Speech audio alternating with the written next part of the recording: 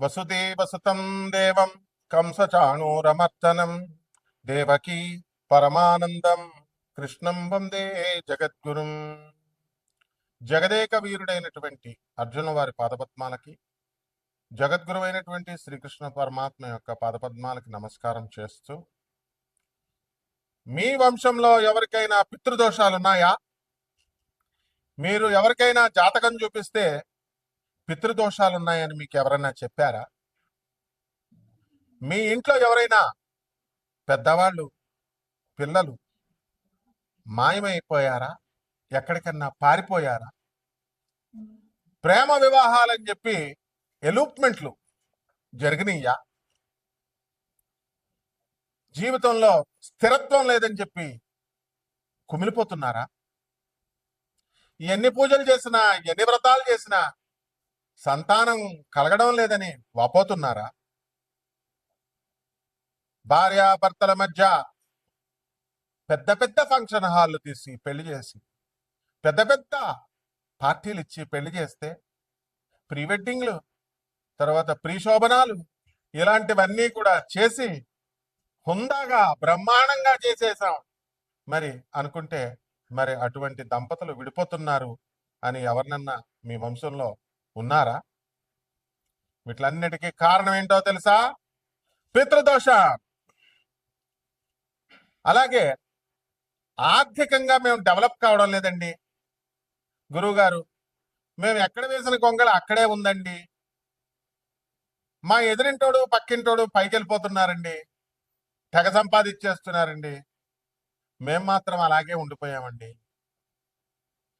ఏం చేసినా కలిసి రావడం లేదండి, అలాగే మాకు ఉద్యోగం రావడం లేదండి, ఉద్యోగం వచ్చిన తర్వాత అప్పుల బాధల్లో ఉండిపోయామండి, అప్పులు తీరడం లేదండి, ఎంత తీర్చినా మొత్తం జీతం ఖర్చు అయిపోతుందండి. ఇలాంటి అన్ని సమస్యలకి పరిష్కారం పితృదోషం. ఈ పితృదోషాలు అనేవి ఎలా వస్తాయో మనకు తెలుసా?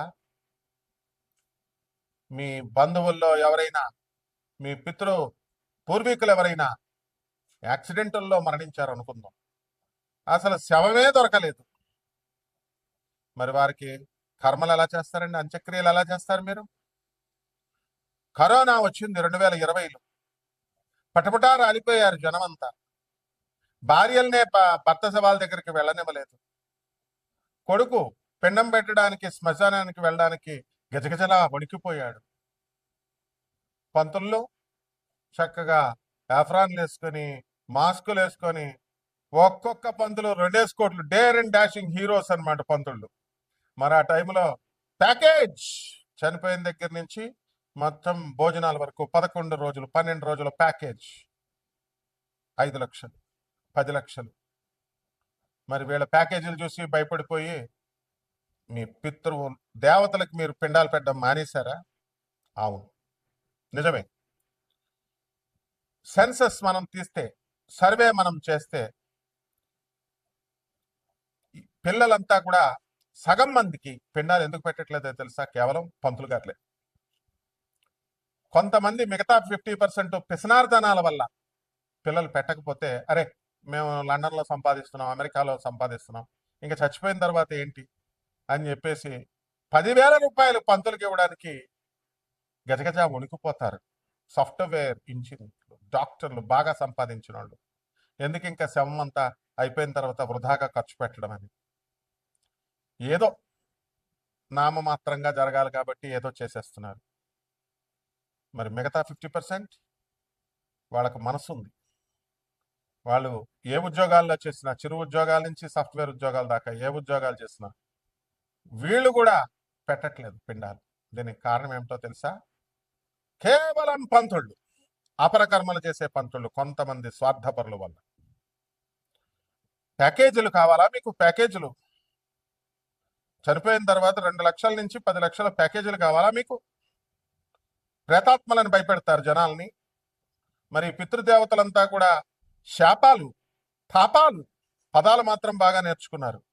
తాపాలు, శాపాలు మారిపోతాయి, ప్రేతరూపాలు, పితృరూపాలు, పితృదేవతల రూపాలుగా మారిపోతాయని చెప్తారు. మరి తెలీదా మీకు? ముందు మీరు మీ పితృదేవతలకు చేస్తున్నారా 5 లక్షల ప్యాకేజీతో? సర్వే చేద్దామా? ఎందుకయ్యా? వీరబ్రహ్మేంద్ర స్వామి వారు చెప్పారు, ఏమండి పండితులారా ఏమంటారు, మీరేమంటారు? ఎందుకు కట్టుకుపోతారా ప్యాకేజీలతో? 2 కోట్లు సంపాదించిన పంతులు, నాకు తెలిసిన పంతులు, అపరకర్మ పంతులు, హార్ట్ అటాక్ వచ్చేసింది. అసలు దేవతలే లేరు, దేవుళ్ళ గురించి చెప్పనటువంటి వాళ్ళు, వాడు గురువే కాదు. డబ్బుల గురించి చెప్పనటువంటి వాడు గురువే కాదు. ఓన్లీ డబ్బు గురించి చెప్పేవాడే గురువు అని చెప్పినవాడు చాలా మంది అనంతలోకాలకు వెళ్ళిపోయారు. మీరు చేయాల్సినటువంటి క్రియ చేయండి. ఇంకో బ్యాచ్ ఉంది, పంతుల బ్యాచ్, గోకర్ణంలోనే చేయాలా. ఇంకో బ్యాచ్ ఉంది, కన్నడ పంతులే చేయాలా. ఎవరు చెప్పారా మీకు శాస్త్రం? కన్నడలో కన్నడ పంతుల చేత చేయాలని ఎవరు చెప్పారు మీకు? గోకర్ణ క్షేత్రంలో స్థాన పురాణాలు ఉంటాయి. ఎందుకు ఇన్కార్పొరేట్ చేస్తారు మీరు ఇవన్నీ? క్షేత్ర మహిమ ఉంటుంది. అయితే గోకర్ణంలో ఉన్న పంతులు మీరంతా తీసుకెళ్లి ప్యాకేజీల కమిషన్లు మాట్లాడుకొని అక్కడే చేయాలా? చేస్తే మీకు వాళ్ళకి ఒక 80,000 రూపాయలు నేను చూశాను గోకర్ణంలో. 80,000 రూపాయలు తక్కువ కాకుండా, 1,00,000 రూపాయలు తక్కువ కాకుండా ప్రతి మనిషికి వాళ్ళు ప్యాకేజీలతో చేస్తున్నారు. సిగ్గులేదు మీకు జనం చేయించుకునే జనానికి కూడా? పైపెచ్చి మోక్ష నారాయణ బలి పూజ అని మీరు చెప్తారు. శూద్రులైనటువంటి మీరు మరి పంతులు ఏదో పాపం వాళ్ళ పొట్టకుట్టు కోసం చెప్పుకుంటుంటే మీకేదో పెద్ద శాస్త్రం తెలిసినట్టు నారాయణ బలి పూజ అండి, మోక్ష నారాయణ బలి పూజ గోకర్ణంలోనే చెయ్యాలా, తర్వాత ఎక్కడది నాసిక్లోనే చేయాలా, త్రయంబకేశ్వరంలోనే చేయాలి. శాస్త్రాలు చదివేశారు మరి మీరు. గురువులు లేరా పంతులు? వాళ్ళు ఎవరయ్యా? పంతులు వేరు, పండితులు వేరు. Don't you know the difference? రా అప్పచెప్పించుకుంటా, పండితులు రండి అప్పచెప్పించుకుంటారు ఒక్కొక్కరిని పంతుల్ని. తప్పు. వచ్చినటువంటి క్రియ కోసం ఎవరైతే వాళ్ళ నాన్నల మీద ప్రేమతో, వాళ్ళ తండ్రుల మీద, వాళ్ళ తాతల మీద ప్రేమతో వస్తే రీజనబుల్ గా చేయండి, తీసుకోండి, మీ ఉపాధి కోసం తీసుకోండి. శాస్త్రాలను కనుక మార్చేసిన, శాస్త్రాలు మీకు అనుకూలంగా మార్చేసిన ఊరుకోదు సమాజం. జనం అంతా కూడా అలాగే తయారయ్యారు. పిసనారులు అయిపోయారు. అనాథ పిల్లలకు పెట్టరు, ఈ యొక్క సాధువులకు పెట్టరు, వికలాంగులకు పెట్టరు, పేదవారికి పెట్టరు. కపట బ్రాహ్మణ, కపట జ్యోతిష్కుల, కపట మంత్రగాళ్ళు వచ్చి జడిపిస్తే మాత్రం లక్షల రూపాయలు ఇస్తారు. పితృదేవత పితృలోకాలకు వెళ్ళడం కాదు మీ యొక్క పూర్వీకులు. అనాథలకు పెట్టిన వాళ్ళు మీరు ఏం చేస్తారు? డబ్బులు తీసుకెళ్ళి మీరు కట్టకట్టుకెళ్తారు. రేపు మీకు మీ శరీరానికి మీకు పిండాలు పెట్టేవాళ్ళు ఉంటారు నాయన. కఠినంగా చెప్పేవాడే నిజమైన గురువు. స్మూత్ గా మెత్తగా నేను చెప్పగలను. మీ శ్రేయస్సు కోరేవాడిని కాబట్టి గట్టిగా చెప్తున్నాను. ఇవన్నీ కూడా ప్రేత కర్మలు, ప్రేత ఆత్మలు, ఇవన్నీ కూడా కర్మలు, ఇవన్నీ చేసుకోవాలి. శాస్త్రం చేసుకోమనే చెప్తోంది. అయితే డబ్బులు దొబ్బని చెప్తుంది ఆ శాస్త్రం? 10 లక్షలు తీసుకోమని చెప్తుంది ఆ శాస్త్రం? గోకర్ణంలో చెప్పమని ఏ శాస్త్రం చెప్తుంది? పురాణాల గురించి చెప్పొద్దు నాకు. రీసెర్చ్ పేరుతో బోల్డ్ మంది చెప్తారు. రీసెర్చ్ మేము చేసామని. తాళప్రత గ్రంథాలు ఉంటాయి మా దగ్గర. ఆర్కియలాజికల్ డిపార్ట్మెంట్ కి ఆన్ అఫీషియల్ డ్యూటీ వెళ్తాం మేము. ఏది ఇన్కార్పొరేటెడో, ఏది ఒరిజినల్లో, ఏది ఇన్కార్పొరేటెడ్ మధ్యలో కుదించారో తెలుసు నాకు. నేను ఒక ప్రొఫెసర్ని. ప్రజలంతా కూడా జాగ్రత్తగా ఈ యొక్క కర్మల్ని, పితృకర్మలు చేయాలి. పితృదేవతల రుణాలు తీర్చుకోవాలి. కేవలం పిండాలు పెడితేనే కాదు, కేవలం పేద ప్రజలకు మీరు చేస్తేనే పోతుంది పితృలోకాల నుంచి. అలాగే కేవలం అనాథ పిల్లలకి దానం చేసినంత మాత్రాన మీ ప్రేతాత్మలు, మీ పూర్వీకుల ప్రేతాత్మలు పితృలోకానికి వెళతాయి. సాధువులకి, అనాథ పిల్లలకి, వికలాంగులకి, అవసరాల్లో ఉన్న వాళ్ళకి సేవ చేస్తే మాత్రమే వెళ్తాయి పిండాలు. అంతేకాని పిండాలు గోధుమ పిండి పిసికేసి, బియ్యం పిండి పిసికేసి పంతులకు 2 లక్షలు 5 లక్షలు ఇచ్చేసి మంత్రాలు నమస్తే అస్తు భగవన్ విశ్వేశ్వరాయ మహాదేవాయ త్రియంబకాయ త్రిపురాగ్నికాలాయ కాలాగ్నిరుద్రాయ నీలకంఠాయ మృత్యుంజయాయ సర్వేశ్వరాయ సదాశివాయ శ్రీమన్మహాదేవాయ నమః వెళ్ళిపోద్ది అనుకున్నారా? బీ కేర్ఫుల్, జాగ్రత్తగా చేయండి. అనాథలు వచ్చి అడిగినప్పుడు మీరు అసహించుకుంటారా? పేదవారు వచ్చి అడిగినప్పుడు మీరు విసుక్కుంటారా? మట్టి మసైపోతారన్నమాట. సాధువులు అడిగినప్పుడు మీరు విసుక్కుంటారా? పేదవారి అనాథలు, బీ కేర్ఫుల్. ఎన్ని పితృకర్మలు చేసినా సరే మీకు సంతానము కలగదు, పైకి రారు. ఆ తర్వాత అనాథ సేవలు చేయనప్పుడు మీరు ఎందుకయా మీరు వాళ్ళ శాస్త్రాలు వక్రించి చెప్తారు. వాళ్ళు పిండాలు పెట్టేస్తే అని. క్రైస్తవులకు ఎలా వస్తుంది? పిండం పెడుతున్నారా క్రైస్తవులు? ముస్లిమ్స్ పిండాలు పెడుతున్నారా?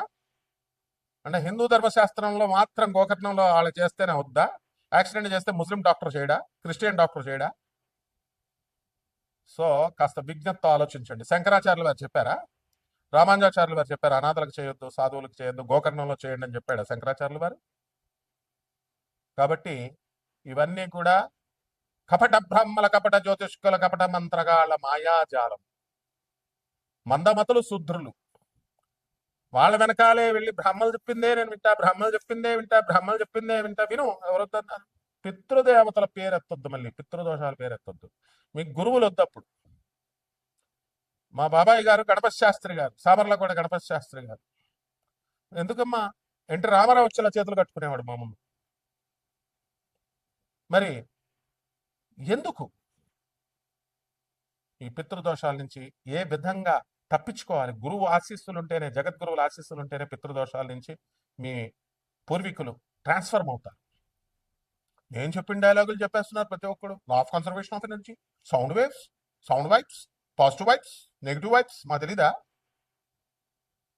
కాబట్టి ఈ యొక్క పితృదోషాల నుంచి ఎలా తప్పించుకోవాలా, ప్రేత శాపాన్ని, తాపశక్తిని, ప్రేతాత్మలుగా ఉన్నటువంటి వాళ్ళని పితృదేవతలుగా ఎలా మార్చాలి, వాటి యొక్క ప్రభావాలు ఈ 2025వ సంవత్సరంలో మనకి ద్వాదశ రాశుల వారికి మనం ఒక సంవత్సరం గురించి చెప్పుకుంటే చాలులే. అది ఎలా ఉంటాయి ద్వాదశ రాశుల వారికి విడివిడిగా మనం చెప్పుకుందాం. మీనరాశి, ఈ మీనరాశి వారందరికీ కూడా మాకు పితృదేవతలు, పితృశాపాలు ఉన్నాయా, పితృదేవతల శాపాలు ఉన్నాయి, ఇలాంటి అనేకమైనటువంటి సందేహాలు రావచ్చు. ఈ 2025వ సంవత్సరంలో ఉన్నాయా అండి? ఇది కూడా మళ్ళీ ఒక పాయింట్. లైఫ్ లాంగ్ ఉండడం, ఈ సంవత్సరంలో మాకు ఏమన్నా పితృదోషాలు ఉన్నాయా అండి అని అదొక ఇదనమాట. సో తప్పకుండా ఆయన పితృదోషాలు లేనటువంటి రాశి ఉండదు. ఎందుకంటే తల్లిదండ్రులకి తిండి ఎవడో పెట్టడు, ఏ రాశోడు ఎవడో కంప్లీట్ గా పెట్టడు. అత్తగారులు మామగారులు అంత ఇదిగా చూసేసే కోడళ్ళు లేరు, అంత మంచిగా చూసే కోడళ్ళు ఉంటే అంత వెల్ గా రిసీవ్ చేసుకునే అత్తగారులు లేరు. వీళ్ళు బాగుంటే వాళ్ళు గయ్యాళ్ళు ఉంటారు అనమాట. సో చిరాకు వేసేసి మొత్తం ఎలా అయిపోయిందంటే వ్యవస్థ మోసం మోసం మోసం మోసం కలియుగం అంటే అలా తయారైపోయింది అనమాట. ముసలి తల్లిదండ్రులు పెద్ద కొడుకు దగ్గర ఉంటారు, చిన్న కొడుకుని పెడతారు, చిన్న కొడుకు దగ్గర ఉంటారు, పెద్ద కొడుకుని పెడతారు, ఇద్దరి దగ్గర ఉంటారు, కూతుర్లకు రాసి ఇచ్చేస్తారు. అసలు ద్రోహాలే ద్రోహాలు, ముసలి బుద్ధులన్నీ అయిపోయేసరికి కాళ్ళ తయారవుతారు. వీళ్ళు వచ్చేసరికి ఈ మగాళ్ళు పిల్లలు అవనండి, ఆడవాళ్ళు అనండి, ఎవరు వీళ్ళ స్వార్థం కోసం వీళ్ళు ముసలాళ్ళని బలేసేసి వాళ్ళ పెన్షన్ డబ్బులు కూడా దొబ్బేస్తారు.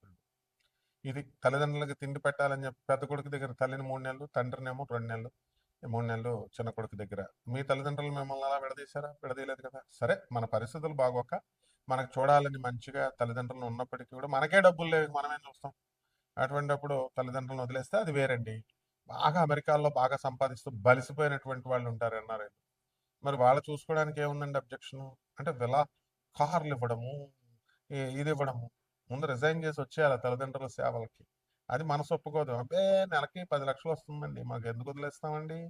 అసలు ప్రాణం అనమాట, డబ్బుకి ప్రాణానికి లంకే.